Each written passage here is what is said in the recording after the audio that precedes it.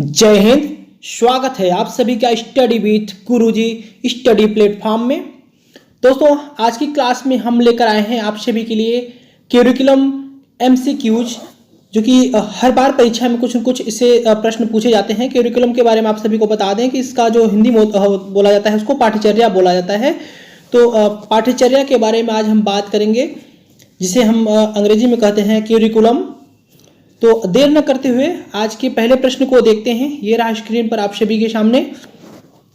प्रश्न ये रहा, किस प्रकार की पाठ्यचर्या में अधिगम कम अवधियों में केंद्रित होने के बजाय समय के साथ फैलता है। पूछा जा रहा है कम अवधि में केंद्रित होने के बजाय समय के साथ फैलता है। पूछा जा रहा है, ऑप्शन दिया हुआ है समन्वित पाठ्यचर्या, दूसरा दिया है सहसंबंधात्मक पाठ्यचर्या, तीसरा दिया हुआ है एकीकृत पाठ्यचर्या और चौथा है वर्तुलाकार पाठ्यचर्या। तो दोस्तों, आप सभी को इस प्रश्न के आंसर के बारे में बता दें तो इस प्रश्न का जो सही आंसर हो जाएगा ऑप्शन नंबर 4 के साथ में जाएगा, वर्तुलाकार पाठ्यचर्या। अब वर्तुलाकार के बारे में अगर हम बात करें तो वर्तुलाकार जो पाठ्यचर्या होता है, ब्रोनर के सिद्धांत ने सुझाव दिया कि एक शिक्षार्थी किसी भी अध्ययन विषय वस्तु को तब तक सीखने में समक्ष होता है जब तक कि निर्देश को उचित रूप से व्यवस्थित किया जाता है। ब्रूनर ने वर्तुलाकार पाठ्यचर्या का प्रस्ताव रखा, जिसमें प्रत्येक विषय या कौशल क्षेत्र को अंतराल पर हर बार अधिक परिष्कृत स्तर पर पुनरीक्षित किया जाता है। वर्तुलाकार पाठ्यचर्या में अधिगम कम अवधियों में केंद्रित होने के बजाय समय के साथ फैलता है। तो आपसे प्रश्न पूछा जा सकता है कि वर्तुलाकार का जो पाठ्यचर्या का सुझाव किसने दिया था, तो किसका सिद्धांत है? तो आप सभी सही आंसर देंगे कि ब्रूनर का सिद्धांत है वर्तुलाकार पाठ्यचर्या। तो उम्मीद है आप वर्तुलाकार के बारे में समझ गए होंगे। हम आगे इन सभी चारों ऑप्शंस के बारे में डिस्कस करेंगे। तो देखते हैं, पहले आप सभी को पाठ्यचर्या के बारे में हम बता दें। पाठ्यचर्या जो है करिकुलम जिसे हम बोलते हैं, जिसे करिकुलम बोलते हैं अंग्रेजी में, ये शब्द जो है लैटिन भाषा के करे से लिया गया है। किससे लिया गया है? लैटिन भाषा के करे से लिया गया है, जिसका अर्थ होता है पथ। क्या होता है? जिसका अर्थ होता है पथ। शिक्षा में एक पाठ्यचर्या व्यापक तौर पर शैक्षिक प्रक्रिया के दौरान होने वाले सभी छात्र अनुभवों के रूप में वर्णित है। क्या चीज वर्णित है? शिक्षा में एक पाठ्यचर्या व्यापक तौर पर शैक्षिक प्रक्रिया के दौरान होने वाले सभी छात्र अनुभवों के रूप में वर्णित है। किसमें अनुवर्णित है? छात्र अनुभवों के रूप में वर्णित है। माध्यमिक शिक्षा आयोग 1952-54 कहता है कि पाठ्यचर्या में विद्यार्थियों को स्कूल, कक्षा, पुस्तकालय, प्रयोगशाला, कार्यशाला, खेल के मैदान और शिक्षकों और विद्यार्थियों के बीच कई अनौपचारिक संपर्कों के माध्यम से प्राप्त होने वाले अनुभवों की समग्रता शामिल है। अभी हमने यहाँ पे आपको बताया कि छात्र अनुभवों के रूप में वर्णित होते हैं। यहाँ भी देखिए, आपको यहाँ भी मिल रहा है अनुभवों की समग्रता शामिल है। तो उम्मीद है आपने नोट कर लिया होगा, माध्यमिक शिक्षा आयोग भी यही कहता है। आगे देखते हैं, जो पहला ऑप्शन था आप सभी के इस प्रश्न में कि समन्वित पाठ्यचर्या की बात करें अगर, तो समन्वित पाठ्यचर्या में इस प्रकार की पाठ्यचर्या में सामूहिक प्रयास का एक व्यवस्थित रूप विकसित करने का प्रयास किया जाता है ताकि संगठन में एकता बनी रहे। इसको बोलते हैं समन्वित पाठ्यचर्या। सामूहिक प्रयास व्यवस्थित किया जाता है। नेक्स्ट है आपका सहसंबंधात्मक पाठ्यचर्या।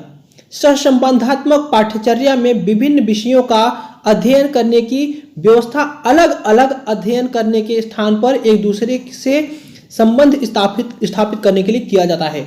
तो अगर आपसे पूछ ले कि समन्वित पाठ्यचर्या क्या होती है, तो आप उसके बारे में बता सकते हैं। अभी हमने आपको सहसंबंधात्मक पाठ्यचर्या के बारे में बता दिया, तो अब उम्मीद है कि आप इसके बारे में भी बता देंगे। क्या होगा कि विभिन्न विषयों का अध्ययन करने की व्यवस्था अलग अलग अध्ययन करने के स्थान पर एक दूसरे से संबंध स्थापित करने के लिए होती है सहसंबंधात्मक पाठ्यचर्या।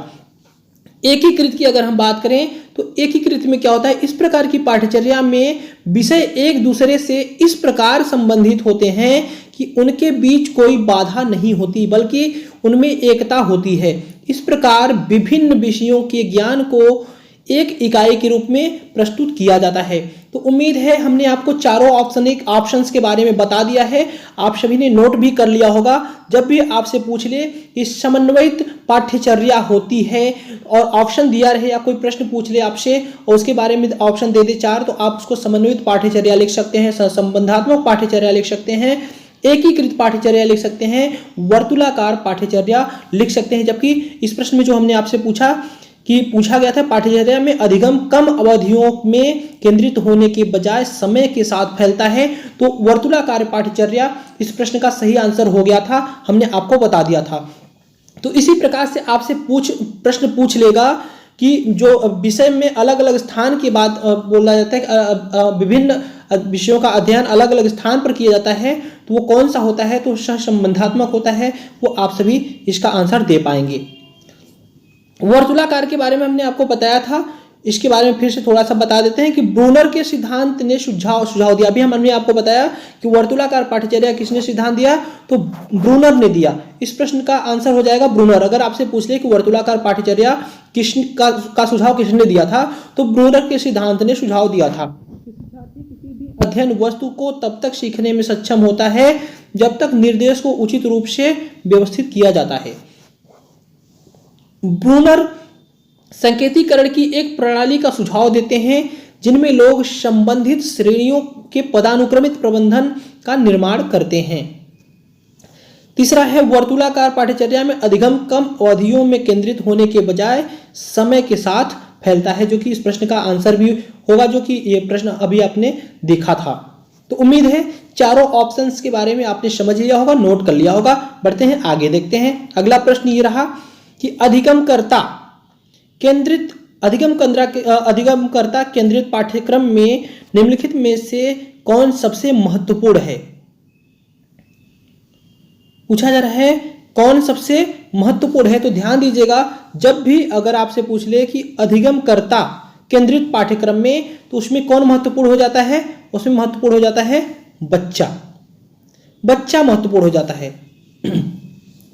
एक मनोवैज्ञानिक हैं, उनका नाम है तबा। क्या नाम है?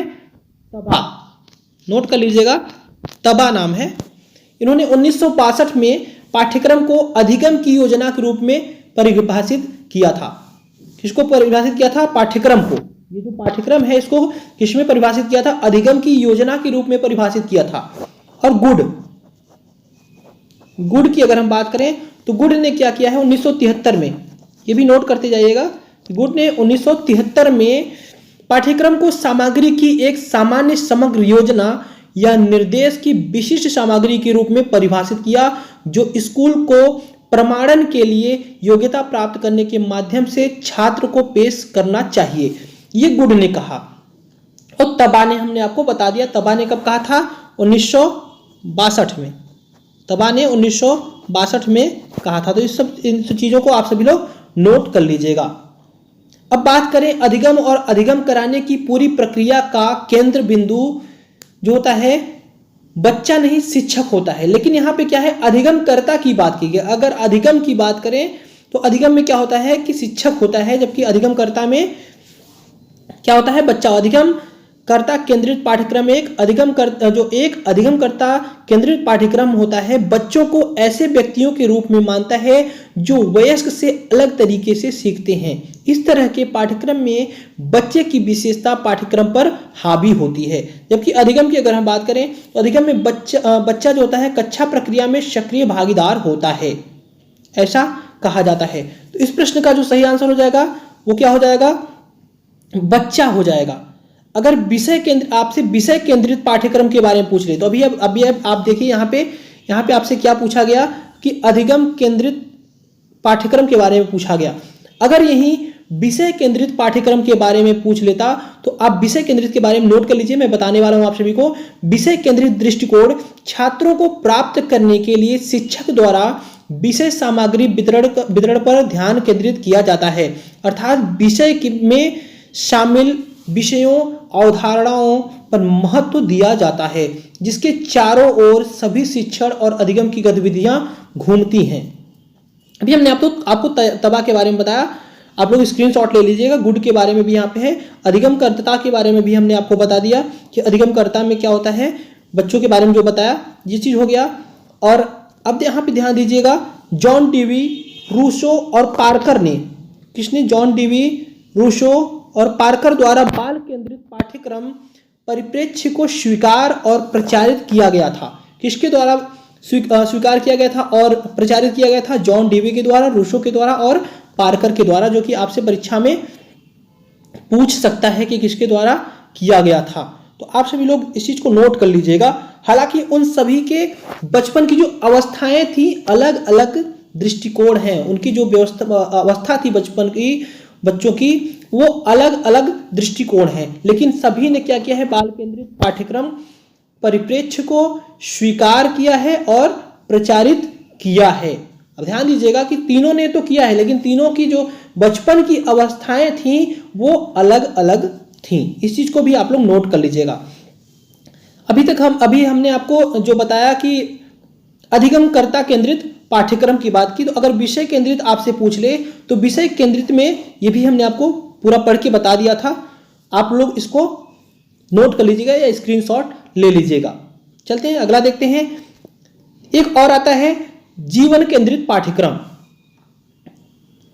अभी हमने आपको बताया, क्या बताया कि अधिगमकर्ता केंद्रित पाठ्यक्रम, विषय केंद्रित पाठ्यक्रम।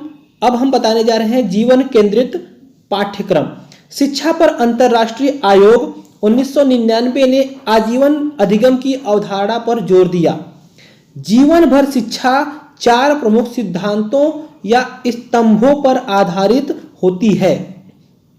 किस पर होती है? जीवन केंद्रित पाठ्यक्रम में ये चीज आता है, आप सभी लोग नोट करते जाइएगा। पहला होता है जान करके सीखना, करके सीखना, हो करके सीखना, साथ रह करके सीखना। 4 चीजें जो होती हैं वह जीवन केंद्रित पाठ्यक्रम के अंतर्गत आता है। तो विषय केंद्रित हो गया, और यहाँ पे अब हमने आपको अधिगमकर्ता केंद्रित बता दिया, और विषय केंद्रित पाठ्यक्रम बता दिया, और जीवन केंद्रित पाठ्यक्रम बता दिया। तो उम्मीद है कि यहाँ से अगर प्रश्न बनते हैं तो आप सभी लोग उसका आंसर दे पाएंगे। नेक्स्ट क्वेश्चन ये रहा स्क्रीन पर आप सभी के सामने। किस प्रकार की पाठ्यचर्या में अधिगम कम समय में केंद्रित होने के बजाय समय के साथ फैलता है? प्रश्न जो है रिपीट हो गया है, प्रश्न रिपीट हुआ है, लेकिन इसमें ऑप्शन जो है अलग दे दिया है। वहां पे हमने देखा था वर्तुलाकार, जबकि इसमें वर्तुलाकार नहीं दिया है। समन्वयीकरण तो होगा नहीं समन्वयी पाठ्यक्रम, और सहसंबंधी भी नहीं होगा, हमने बताया ही था, एकीकृत नहीं होगा। यहाँ पे क्या हो जाएगा? सर्पिल पाठ्यचर्या हो जाएगा। तो आप सभी लोग ध्यान दीजिएगा, वर्तुलाकार दिया रहेगा या फिर सर्पिल पाठ्यचर्या दिया रहेगा। वर्तुलाकार पाठ्यचर्या या फिर सर्पिल पाठ्यचर्या दिया रहेगा। इस चीज को आप सभी लोग नोट करते जाइएगा। उम्मीद है इस प्रश्न का आंसर आपने नोट कर लिया होगा। तो सर्पिल पाठ्यचर्या के बारे में एक बार हमको थोड़ी सी चीजें जानकारी दे देते हैं। सर्पिल पाठ्यचर्या में क्या होता है? सर्पिल पाठ्यचर्या को जेरोम ब्रूनर द्वारा एक शिक्षण रणनीति के रूप में प्रस्तावित किया गया था। अब आप ध्यान दीजिएगा कि वर्तुलाकार पाठ्यचर्या के बारे में भी किसने बताया था? तो जेरोम ब्रूनर ने ही दिया था। ब्रूनर के ही सिद्धांत में दिया गया था, और सर्पिल पाठ्यचर्या भी इन्हीं का सिद्धांत है, इन्हीं के सिद्धांत के अंतर्गत दिया गया था। रणनीति के रूप में प्रस्तावित किया था, जिसमें प्रत्येक विषय या कौशल क्षेत्र को समय समय पर और उच्च स्तर पर हर बार दोहराया जाता है। एक सर्पिल पाठ्यचर्या में बच्चे को शुरू में उनकी संज्ञानात्मक क्षमताओं के अनुसार विभिन्न अवधारणाओं के बारे में बुनियादी, ध्यान दीजिएगा, बुनियादी विचार दिए जाते हैं। पूछ लिया आपसे कि सर्पिल पाठ्यचर्या संबंधित है, तो ऑप्शन दे दिया बुनियादी विचार। तो बुनियादी विचार दिए जाते हैं, जिनके आसपास वे अपनी समझ विकसित करते हैं। अपने स्कूल के वर्षों में प्रगति के रूप में ज्ञान का निर्माण गहराई से करते हैं। एक सर्पिल पाठ्यचर्या में अधिगम को कम समय में केंद्रित करने के बजाय लंबे समय तक फैलाया जाता है। ये क्या होता है? सर्पिल पाठ्यचर्या या वर्तुलाकार पाठ्यचर्या में होता है। तो दोस्तों आज की क्लास को बस यहीं पर हम रोकेंगे। उम्मीद है कि वीडियो आप सभी को अच्छी लगी होगी। अगर वीडियो अच्छी लगी तो वीडियो को लाइक कर दीजिएगा और दोस्तों के साथ शेयर जरूर करिएगा। और अगर अभी तक चैनल को सब्सक्राइब नहीं किया है तो चैनल को जरूर सब्सक्राइब कर लीजिए, जिससे हम आप सभी के लिए जो भी इंपॉर्टेंट कंटेंट लाते हैं उन सभी का नोटिफिकेशन आप सभी को मिलता रहे और आप सभी लोग एक बेहतर तैयारी करते रहें। तो उम्मीद है आप सभी लोग चैनल को सब्सक्राइब कर लेंगे। तो आज की क्लास को बस यहीं पर रोकते हैं, फिर मिलते हैं आप सभी से नेक्स्ट क्लास में कुछ अच्छे कंटेंट के साथ में। तब तक के लिए थैंक यू सो मच। जय हिंद, जय भारत।